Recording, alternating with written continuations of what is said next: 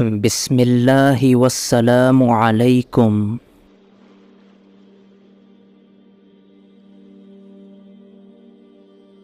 ابھی گھنٹہ بھی نہ گزرا تھا کہ اوپر سے دھم دھم کی آوازیں آنے لگیں۔ ابو سونے کو لیٹے ہی تھے، اٹھ کر اوپر گئے۔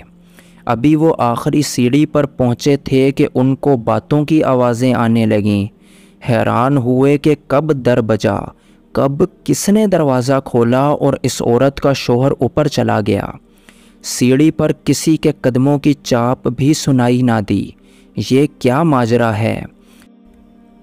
والد صاحب ہمیشہ الماری میں پستول رکھتے تھے۔ وہ اوپر نہ گئے، واپس پلٹے، کمرے میں آ کر الماری سے پستول نکالا اور پھر اوپر گئے۔ انہوں نے جوں ہی اوپر کی آخری سیڑھی پر قدم رکھا، اس عورت کی اطمینان بھری آواز سنائی دی، ٹھہرو۔ اس کے لہجے اور وہاں کے منظر میں نہ جانے کیا بات تھی کہ والد صاحب کے ہاتھ سے پستول گر گیا اور وہ بھاگتے اور چلاتے ہوئے نیچے آئے۔ وہ کہہ رہے تھے، بھاگو، اس پر تو جن ہے۔ ابو دلیر اور کسی سے نہ ڈرنے والے آدمی تھے۔ ان کو اس قدر گھبرایا ہوا دیکھ کر ہم سب بھی گھبرا گئے۔ سیڑھی سے تھوڑے سے فاصلے پر ایک چھوٹا سا کمرہ تھا۔ ہم سب اس میں گھس گئے۔ امی اور میں سب سے پیچھے رہ گئے۔ کمرہ بند کرتے ہوئے میں نے پیچھے مڑ کر دیکھا۔ سیڑھیوں پر نظر پڑتے ہی جو منظر میں نے دیکھا وہ مجھے زندگی بھر نہیں بھول سکا۔ میں نے دیکھا وہ عورت سیڑھیاں اتری آ رہی ہے۔ اس کے بال پوری طرح اس کے چہرے کو ڈھانپے ہوئے تھے، حتیٰ کہ اس کے چہرے کا ایک حصہ بھی نظر نہیں آ رہا تھا۔ میں اس عورت کو دیکھ کر دروازے کے پاس کمرے میں بے ہوش ہو کر گر گئی۔ امی نے صبح بتایا یہ منظر انہوں نے بھی دیکھا تھا۔ وہ رات انہوں نے آیات پڑھ کر جس طرح گزاری وہ وہی جانتی ہیں۔ صبح جب میری آنکھ کھلی تو میرے سر پر ٹھنڈے پانی کی پٹیاں رکھی جا رہی تھیں۔ بہرحال ہم سب اس واقعہ کو رات کوئی خواب سمجھ رہے تھے، تاہم اب اوپر جانے کی کسی میں بھی ہمت نہ ہو رہی تھی، کیونکہ ابو نے بتایا کہ جب باتوں کی آوازیں سن کر وہ اوپر گئے تھے، وہ عورت اکیلی بیٹھی اپنے بالوں میں کنگھی کر رہی تھی۔ اس کے بال اتنے بڑے تھے کہ زمین پر پھیلے ہوئے تھے۔ دوپہر تک کوئی اوپر نہ گیا۔ آخر ہمت کر کے امی ابو دونوں اکٹھے اوپر گئے تو دیکھا کہ پورے گھر میں اس عورت اور اس کے سامان کا نام و نشان نہ تھا۔ خدا جانے کس وقت وہ ہمارے گھر سے چلی گئی تھی۔ 1 ماہ تک گھر میں کوئی ناخوشگوار واقعہ پیش نہیں آیا اور نہ ہی ہم دوسری منزل پر گئے۔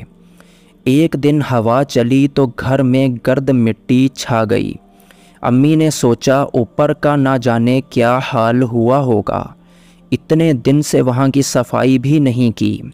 یہ سوچ کر وہ صفائی کرنے پہنچ گئیں۔ صفائی کر کے آج امی کافی خوش تھیں اور خود کو ہلکا پھلکا محسوس کر رہی تھیں۔ آج ہم کو محسوس ہوا وہ عورت جو بھی تھی چلی گئی ہے۔ اب ہمارا گھر غیر معمولی چیزوں سے پاک ہو گیا ہے۔ شام تک امی ٹھیک رہیں، سب سے ہنستی بولتی رہیں۔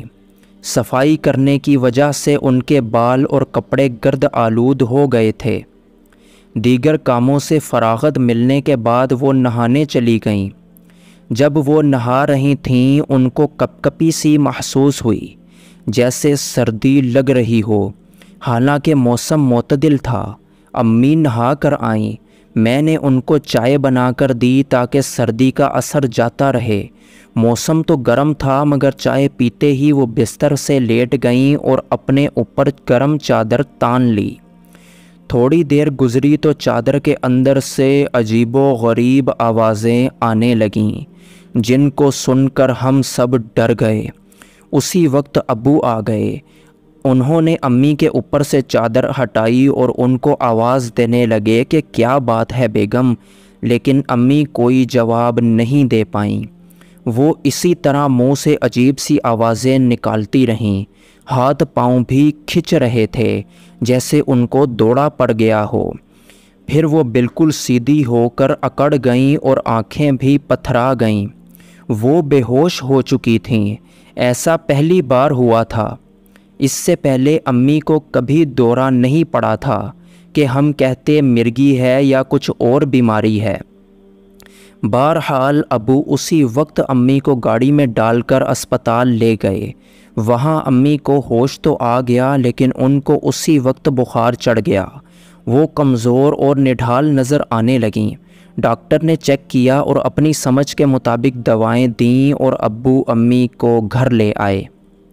بس اس کے بعد تو جیسے ان پر مظالم کی کتاب کھل گئی۔ اب مسئلہ یہ تھا کہ امی عجیب و غریب باتیں کرنے لگتیں۔ ان کی صحت بھی گرنے لگی۔ جب بھی ابو ان کو ڈاکٹر کے پاس لے کر جاتے، کوئی کہتا مرگی ہے اور کوئی کہتا ذہنی مریضاں ہیں۔ ماہر نفسیات سے علاج کروائے۔ والد صاحب نے کئی بار ماہر نفسیات سے علاج کروا کر دیکھ لیا۔ علاج پر ہزاروں روپے لگ گئے مگر ان کو افاقہ نہ ہوا اور بقول ان ڈاکٹروں کے وہ ذہنی مریضہ بنتی چلی گئیں۔ اس کے بعد ابو کو وہم ہو گیا کہ ان کی شریک حیات کی یہ حالت اس واقعے کے بعد سے ہوئی ہے۔ ابو نے اگر وہ منظر اپنی آنکھوں سے نہ دیکھا ہوتا تو وہ کبھی کسی بات کا برا نہ مانتے اور نہ سنتے، بلکہ ہر ایک کو چپ کرا کر یہی کہہ دیتے کہ یہ تمہارا وہم ہے۔ امی کی بیماری کے بعد انہوں نے مکان کی فروخت کے لیے بھاگ دوڑ شروع کر دی اور بالآخر مکان اونے پونے بک گیا، کیونکہ والد صاحب کو گھر بیچنے کی بہت جلدی تھی اور وہ امی کی بیماری کا سبب گھر کو سمجھتے تھے۔ ان کے خیال میں مکان آسیب زدہ ہو گیا تھا، حالانکہ میری والدہ بیماری کے باوجود ہرگز مکان کو فروخت کرنے کے حق میں نہ تھیں۔ والد صاحب نے یہ شاندار مکان فروخت کر کے ایک دوسرے علاقے میں معمولی سا گھر خرید لیا اور اس میں چلے گئے، لیکن امی کی طبیعت یہاں بھی سنبھل نہ سکی اور وہ تیزی سے ذہنی مریضہ بنتی گئیں۔ بات یہاں تک پہنچ گئی کہ ان کو ہسپتال میں داخل کروانا پڑ گیا۔ امی کا روحانی علاج بھی ہوا، دم درود نذرانے، پھر یہ فیصلہ ہوا کہ عاملوں کے چکر میں پڑنے سے بہتر ہے کہ ڈاکٹری علاج ہی کروایا جائے۔ امی کی حالت یہ تھی کہ انہوں نے کھانا پینا، کپڑے بدلنا، گھر سے باہر نکلنا، غرض تمام کام ترک کر دیے تھے۔ ہر وقت سر پر پٹی باندھ کر اور شلوار کے پائنچے اوپر رکھتیں کہ زمین سے لگے تو ناپاک ہو جائیں گے۔ ہر وقت غصے میں رہتی تھیں۔ ابو سے ان کو سخت نفرت ہو گئی تھی۔ دیوار پر ان کو شکلیں نظر آتی تھیں۔ میرے بھائی کی شادی تایا کی بیٹی سے ہونا تھی۔ ان دنوں امی نارمل نہ تھیں تو ان کی شادی والدہ سے چھپ کر کرنا پڑی۔ یہ مکان والد نے امی کے نام سے لیا تھا۔ ہمارے ایک ماموں کے پاس رہنے کا ٹھکانہ نہ تھا، جس کو امی بہت یاد کرتی تھیں۔ والد بیوی کے مجبور کرنے پر ماموں کو گھر لے آئے۔ انہوں نے یہ نہ سوچا کہ بہن بیمار اور ذہنی مریضہ ہے، بجائے پیار دینے کے وہ ان کو تنگ کرنے اور روپوں کا تقاضا کرنے لگے۔ امی نے کئی بار پیسے دیے اور ابو نے رہنے کا ٹھکانہ دیا۔ والدہ نے کئی بار رقم دینے کے بعد آخر غصہ کیا کہ اتنے پیسے کہاں کرتے ہو۔ ماموں نے چپل اٹھائی اور بڑی بہن کو مارنے لگے۔ امی کی طبیعت بہت بگڑ گئی۔ یہ منظر ہم سے نہ دیکھا گیا۔ ابو فوراً امی کو اسپتال لے گئے، جہاں ان کو ایڈمٹ کر لیا گیا۔ وہاں ان کو الیکٹرک شوک لگتے تھے۔ یہ منظر بہت تکلیف دہ ہوتا تھا۔ ہم جب اسپتال سے آتے خون کے آنسو روتے اور سجدے میں گر کر خدا سے دعائیں کرتے۔ آخر دعائیں اثر رکھتی ہیں۔ رفتہ رفتہ میری ماں ٹھیک ہونے لگیں۔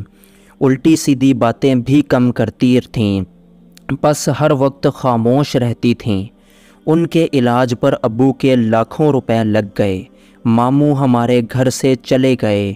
8 سال بعد ایک روز میرے والد نے ماموں کو مسجد کے باہر بہت خراب حالت میں دیکھا تو تمام ناراضی بھلا کر ان کو گھر لے آئے۔ اس کے بعد ہم پر امی کی بیماری کی صورت میں مشکلات بڑھتی گئیں۔ اتنے چاؤ سے جو مکان میرے والد نے بنوایا وہ بھی گیا اور رقم بھی بیماری پر لگی۔ یہ کہہ کر سمیرہ رونے لگی، بولی خدا جانے ہم سے کیا خطا ہوئی کہ ہم اتنی بڑی آزمائش میں گھر گئے، ہم تو یہاں تمہارے پڑوس میں ہی اچھے تھے۔ میں نے اسے تسلی دی اور کہا دکھ نہ کرو، کوئی واقعہ ایک بہانہ ہوتا ہے، اصل میں جو مصیبت لکھی ہوتی ہے نصیب میں وہ مشیت الہی سے آ جاتی ہے اور پھر اس کی مرضی سے جاتی ہے، لیکن انسان کو ہر وقت اللہ سے ڈرتے رہنا چاہیے، وہ کسی بات کا غرور نہیں کرنا چاہیے۔ اصل میں جو مصیبت لکھی ہوتی ہے نصیب میں وہ مشیت الہی سے آ جاتی ہے اور پھر اسی کی مرضی سے جاتی ہے، لیکن انسان کو ہر وقت اللہ سے ڈرتے رہنا چاہیے اور کسی بات کا غرور نہیں کرنا چاہیے، کیونکہ غرور آدمی کو لے ڈوبتا ہے۔ اچھے دنوں میں شاید ہم گھر والوں میں سے کسی نے غرور کیا ہوگا جس کا خمیازہ بھگتنا پڑا۔ میری دعا ہے اللہ تعالی ہر کسی کو آفات سے محفوظ رکھے۔ سمیرہ نے کہا تو میں نے بھی آمین کہہ کر اسے گلے سے لگا لیا۔ آپ سب کا بہت بہت شکریہ۔ السلام علیکم ورحمۃ اللہ تعالی وبرکاتہ۔